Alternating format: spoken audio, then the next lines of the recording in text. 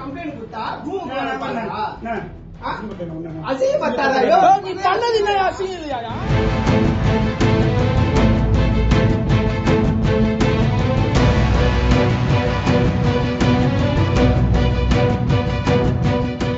இருசக்கர வாகனம் காணாமல் போனதாக புகார் அளித்த பெண்ணை ஹோட்டல் ரூமுக்கு அழைத்து வந்து வசமாக சிக்கிக்கொண்ட குற்றப்பிரிவு காவலர் ஹரிதாஸ் இவர்தான். பூந்தமல்லி பகுதியைச் சேர்ந்த தனியார் நிறுவனத்தில் பணிபுரிந்து வரும் பெண் ஊழியர் ஒருவர் கடந்த மாதம் ஆவடி செக்போஸ்ட் பகுதிக்கு வேலை நிமித்தமாக இருசக்கர வாகனத்தில் சென்றார். அங்கு வாகனத்தை நிறுத்திவிட்டு சென்றவர் பின்னர் வேலை முடிந்து வந்து பார்த்தபோது இருசக்கர வாகனம் திருடு போயிருந்தது கண்டு அதிர்ச்சி அடைந்தார். உடனடியாக இது குறித்து ஆவடி காவல் நிலைய குற்றப்பிரிவில் புகார் அளித்தார்.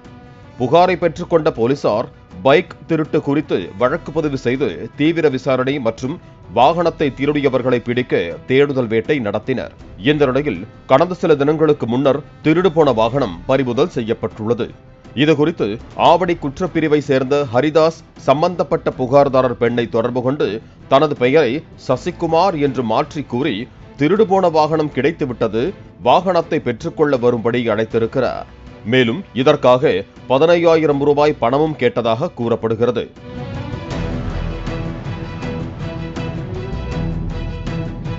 இதையடுத்து அந்த பெண் போலீசாரிடம் 15,000 ரூபாய் கொடுக்கும் அளவுக்கு தன்னிடம் பணம் இல்லை என பேரம் பேசி 5,000 ரூபாய் கொடுப்பதாக தெரிவித்துள்ளார். இதனை பெற்றுக்கொள்ள காவலர் ஹரிதாஸ் அந்த பெண்ணை தொடர்பு கொண்டு நேரில் அழைத்திருக்கிறார்.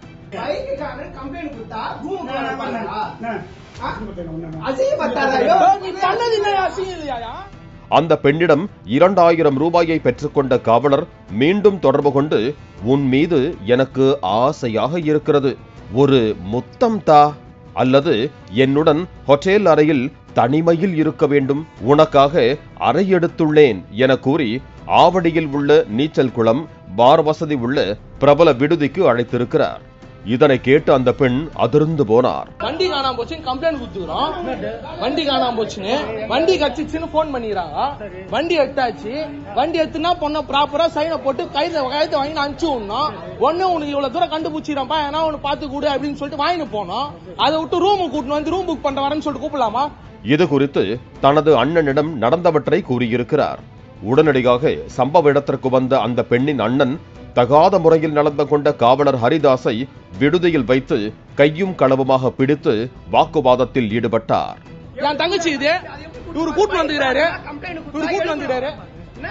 எதுக்கு கூப்பிடலாம் எல்லாரையுமே தான் கூப்பிட்டுக்கிறாரு. அவரை இதுக்கு முன்னாடி எத்தனை பேர் கூப்பிட்டுக்கிறாரு? அப்போ இவரு ரூம் கூப்பிடலாமா? நீ இந்த மாதிரி தான் வர கஷ்டம் எல்லாமே இந்த மாதிரி தான் பண்றியா கிளைண்ட்லாம்? இதனையடுத்து விடுதி நிர்வாகத்தினர் போலீசுக்கு தகவல் தெரிவித்திருக்கிறார்கள்.